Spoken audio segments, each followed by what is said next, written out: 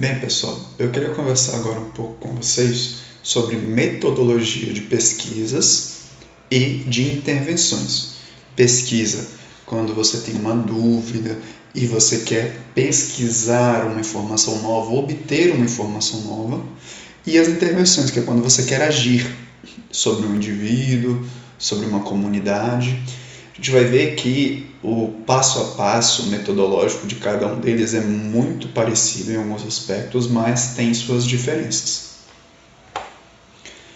Então, vamos falar primeiro agora de pesquisa, de estudo, ou seja, quando você tem uma dúvida e quer obter uma informação nova. Idealmente, quando você quer fazer uma pesquisa, um estudo científico, a primeira coisa, o início, a origem deve ser uma dúvida, uma curiosidade em relação a uma possibilidade. Ou seja, o que tem que estar idealmente na cabeça do pesquisador é a frase será que, por exemplo, será que exercício físico reduz pressão arterial e incidência de desfecho cardiovascular? Será que cloroquina tem alguma ação benéfica terapêutica em casos de infecção por coronavírus? Será que um conceito de espiritualidade se associa a um melhor perfil de hipertensão arterial e comorbidades cardiovasculares? Então perceba que é uma dúvida. Você está aberto às possibilidades. Você não sabe, você não tem um preconceito, ou seja, você já não tem uma decisão interna de sim ou não, e você tem que tomar muito cuidado. A gente sabe que na vida real tem muitos estudos que são feitos para validar uma ideia que a pessoa já tem. Isso é muito comum com medicações. A indústria farmacêutica, quando ela está pesquisando um medicamento, eles ainda não têm certeza se ele funciona ou não. Mas quando eles fazem a pesquisa, por mais que eles tomem todos os cuidados do mundo, existe um conflito de interesses, porque é do desejo deles que o remédio se prove positivo. Então, tem muitas pesquisas que são feitas para justificar uma ideia que a pessoa já tem, e não que partem de uma dúvida. Isso é muito importante da gente levar em consideração, principalmente quando a gente estiver avaliando metodologicamente os estudos mais para frente.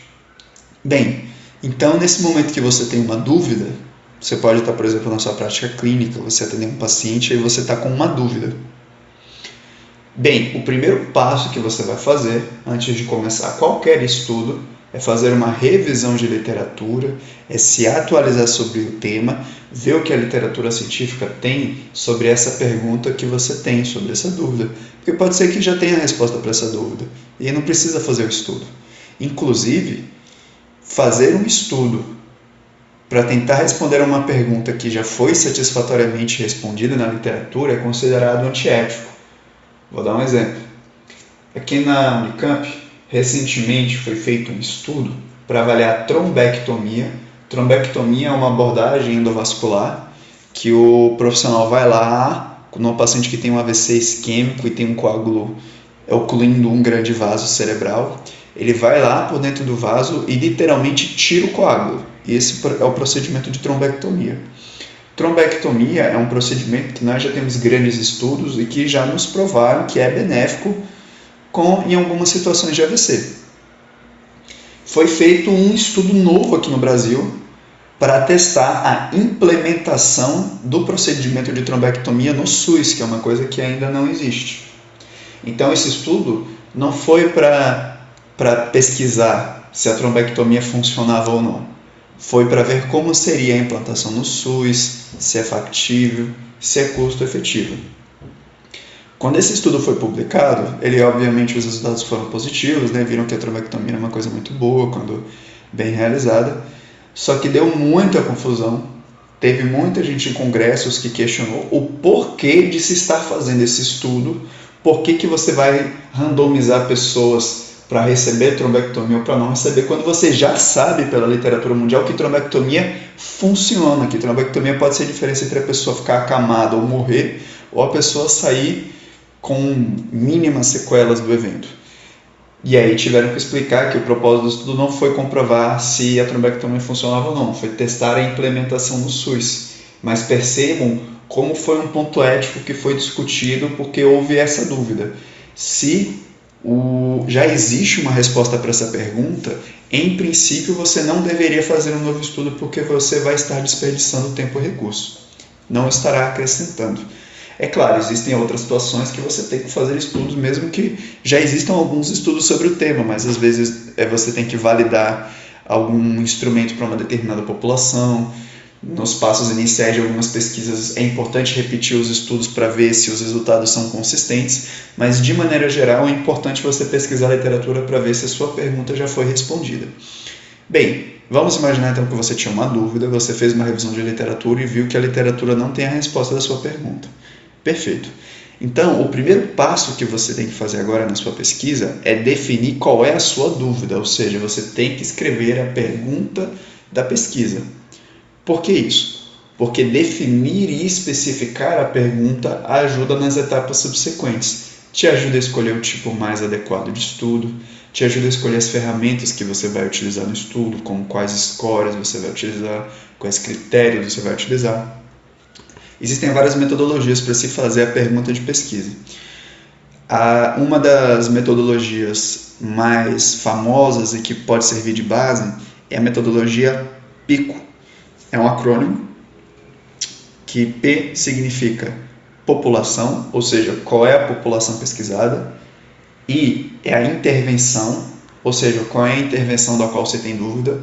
C é a comparação, ou seja, qual é a comparação que está sendo feita, quais são os instrumentos que serão utilizados para medir essas diferenças, esses efeitos. E O é outcomes, que é o desfecho, ou seja, quais são os resultados, como é que a gente vai medir o que a gente está interessado em saber, qual vai ser o nosso parâmetro.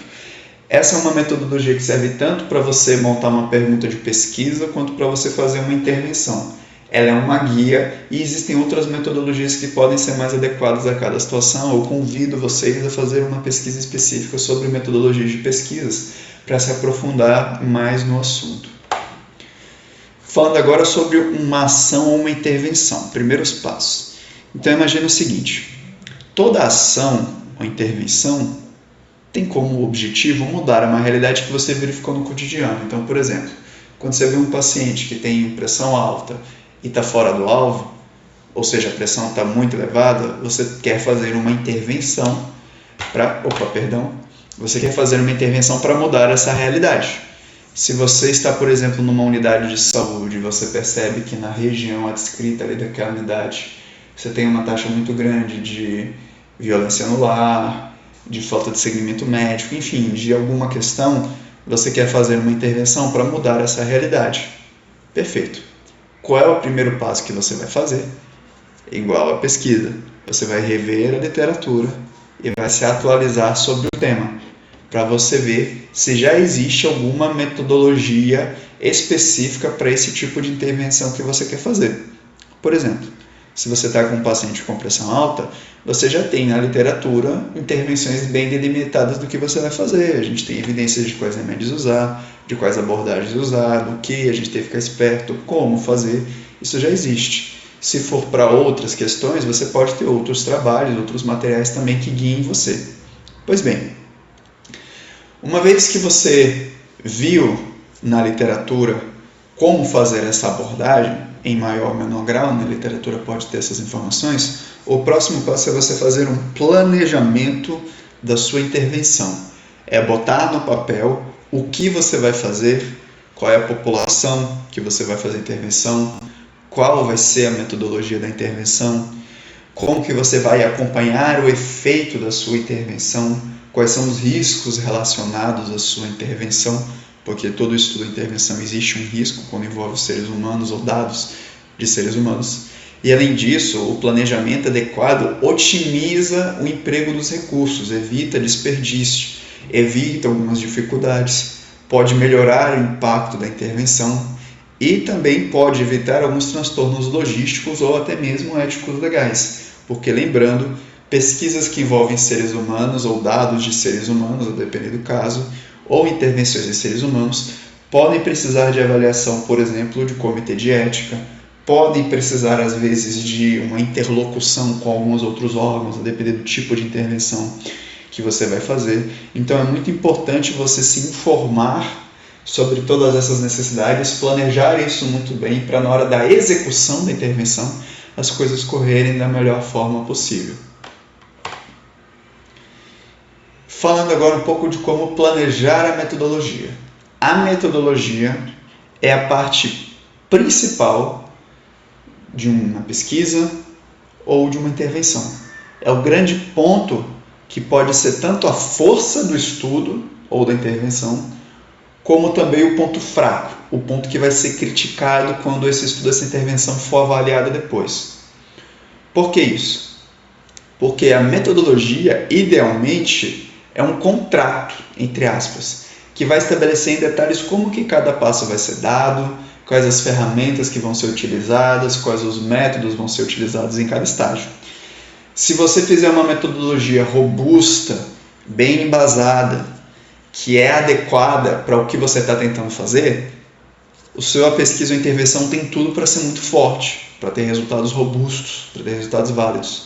Se você usa uma metodologia fraca, inadequada, existe uma probabilidade muito grande do seu estudo ser um estudo fraco, da sua intervenção ser uma intervenção que não seja eficaz ou até danosa. Então, esse cuidado com a metodologia é muito importante. Não só em fazer um planejamento metodológico sério e de qualidade, como também seguir esse planejamento, se até a ele.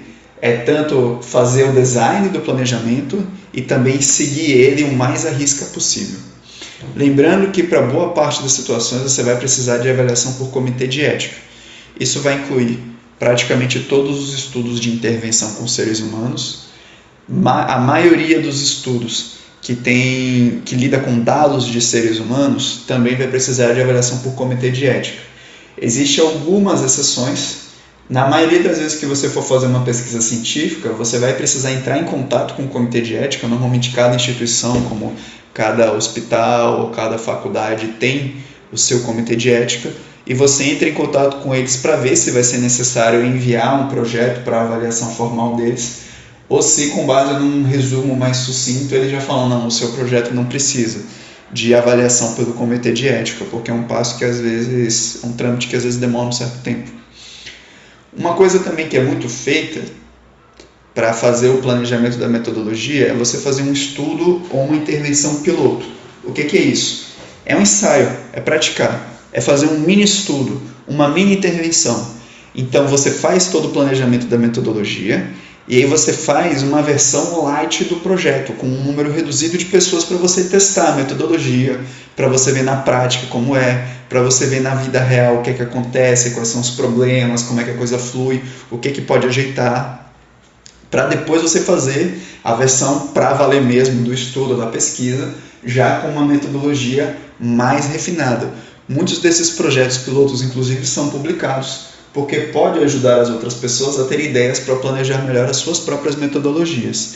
E aí eu queria mostrar para vocês agora um exemplo de um planejamento metodológico, um projeto de um estudo, que foi muito gentilmente cedido por alguns colegas meus lá da UESC, de um projeto de pesquisa. É um exemplo, não é a versão final do relatório, então pode ter alguns detalhes aqui, mas eu vou só passar com vocês para quem nunca viu ter uma noção de como é um projeto de pesquisa com seus pontos principais. Então aqui inicialmente estão os autores do projeto. Eu queria deixar uma menção especial aqui ao professor Marcelo Araújo, que inclusive permitiu que esse projeto fosse mostrado aqui como exemplo nessa aula. O professor Marcelo é um professor excelentíssimo da minha faculdade, um cirurgião vascular extremamente qualificado, um grande erudito assim, na parte de pesquisa científica, e que estimulava muito isso na gente. Tinha sessões de discussões de artigos de pesquisa, muitos dos entendimentos e do desenvolvimento que eu pessoalmente inclusive desenvolvi, eu devo muito a ele e eu queria agradecê-lo por isso. Vários colegas meus, pessoas inteligentíssimas aqui. E o projeto diz questão especificamente a validação desse teste, o Ipswich Touch Test, a validação desse projeto em pacientes diabéticos aqui no Brasil. Aqui estão os descritores. Descritores são as palavras-chave do estudo que vão ser colocados nos bancos de dados. Então, quando uma pessoa for fazer uma pesquisa relacionada a algumas dessas palavras-chave nos bancos de dados, a gente vai comentar um pouco mais sobre isso mais para frente, esse estudo vai aparecer quando essas palavras forem digitadas.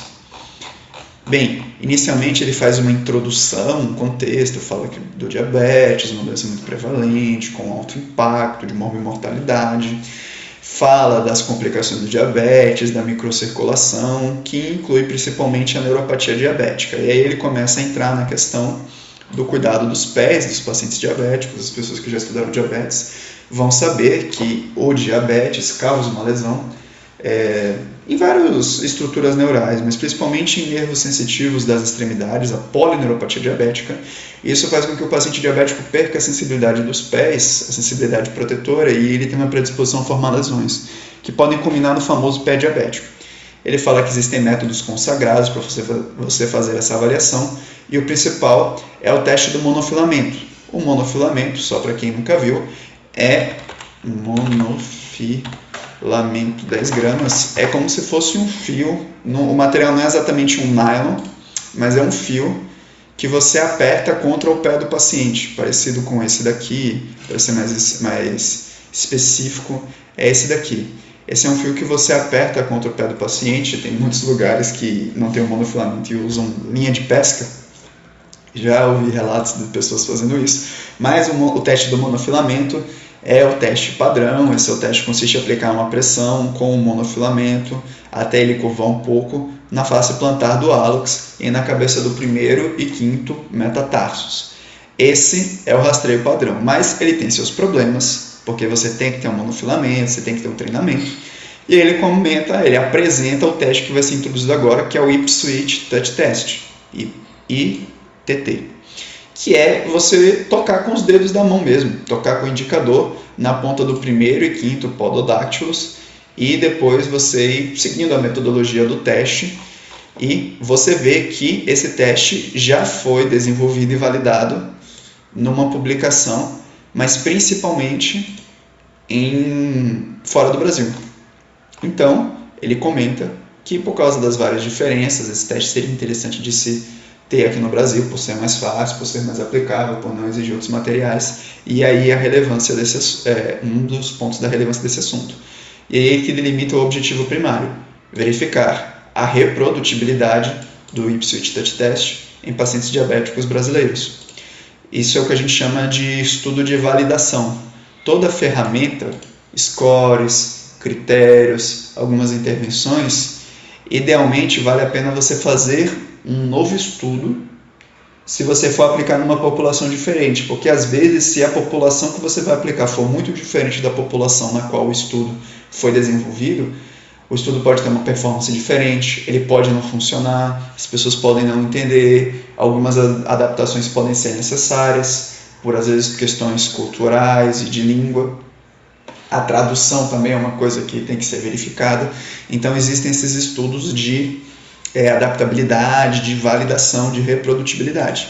Ele comenta a relevância social, falando de todo o acometimento do diabetes e de como um teste mais prevalente, mais acessível para a neuropatia seria uma coisa interessante.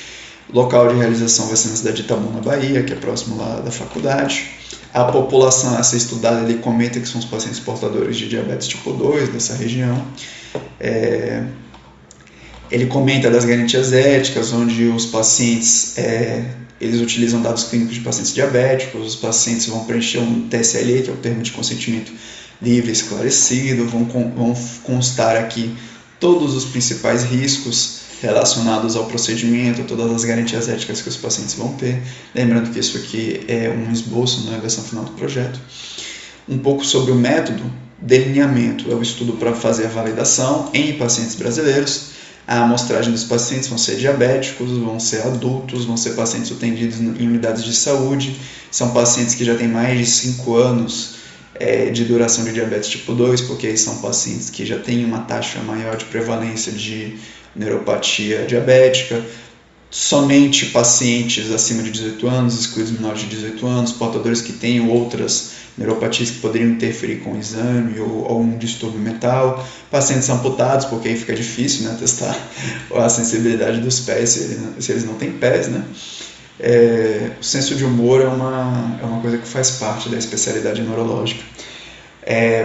Excluídos também pacientes que usam alguma substância que tratam ou alteram a percepção neuropática, por exemplo, antidepressivos, inibidores de canais de cálcio, como a pregabalina, a gabapentina, anticonvulsivantes como a carbamazepina, que tem uma ação também em dor neuropática, e pacientes gestantes, porque de maneira geral a gente sempre tem muito cuidado em fazer qualquer pesquisa em paciente gestante.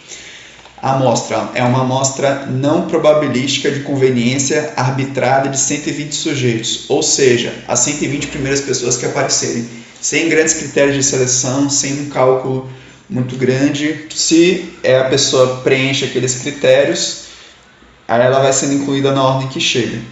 Porque o intuito é você ver se na vida real, nas pessoas que de fato vão na unidade no dia a dia, esse procedimento é válido e reprodutível.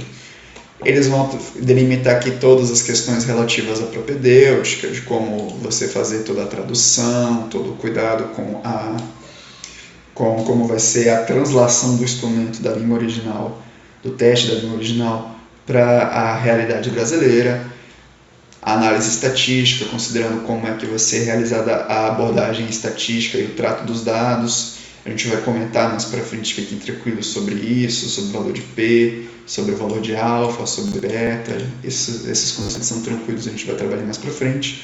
Um cronograma, essa parte aqui do cronograma eu acrescentei só para a gente ter essa sessão preenchida aqui, falando quando é que deve ser uma linha do tempo, mais ou menos. Questões orçamentárias, é importante você, se você estiver recebendo, aqui também foi uma sessão que eu preenchi, né? Não foi exatamente assim, é só para o fim de exemplo mesmo, que nem a última sessão, mas se você tem uma pesquisa que está sendo financiada, é importante que isso seja relatado na metodologia do trabalho, especialmente se essa fonte financiadora tem alguma influência sobre o estudo, se tem algum conflito de interesse, se os pesquisadores têm algum conflito de interesse, se participantes têm algum conflito de interesse. Isso tudo é importante de estar delimitado porque pode influenciar na nossa percepção do estudo. Critérios de inclusão e exclusão, novamente, que já foi comentado um pouco antes, alguns riscos e benefícios envolvendo participar da pesquisa. Toda pesquisa envolvendo seres humanos ou dados de seres humanos tem riscos, mesmo que seja risco só de vazamento de dados ou de transtorno logístico para os pacientes. Critérios de encerramento ou suspensão, como é que os resultados vão ser divulgados, onde eles vão ser divulgados e por que métodos. Perfeito? Voltando então aqui para a nossa apresentação, eu só queria retomar então um pouco sobre a questão da metodologia que a gente falou. Quando a gente está falando de uma pesquisa, o primeiro passo da pesquisa é a dúvida, é a pergunta. Será que, uma vez que você tem a pergunta, o primeiro passo vai ser buscar na literatura para ver se a resposta a essa pergunta já existe. Caso ela não exista, você vai entrar na fase de planejamento, fazer toda a metodologia, você pode até fazer um teste piloto, você vai fazer uma metodologia com cuidado, uma metodologia robusta e vai executar se atendo o máximo possível a essa metodologia. E depois você vai aferir os resultados e fazer a interpretação desses resultados. A intervenção é muito parecida. Você primeiro constata uma realidade que você gostaria de modificar, depois você vai buscar na literatura se existem já dados que embasam uma intervenção para mudar determinada realidade. Você vai passar para a parte de planejamento, embasada com o que você conseguir encontrar na literatura, e depois para a execução. Muito importante, principalmente na parte de intervenção, você ficar atento à metodologia da execução. Isso é um ponto muito importante. Fugas frequentes da metodologia durante a execução são um ponto muito forte de crítica nos estudos, que inclusive a gente tem que ficar atento quando a gente estiver lendo resultado de pesquisa. E por fim, depois de você planejar e executar, você vai aferir os resultados e fazer a interpretação. Perfeito, pessoal. Na próxima aula vamos comentar um pouco sobre as ferramentas básicas de bioestatística. Fiquem tranquilos, não tem muita matemática.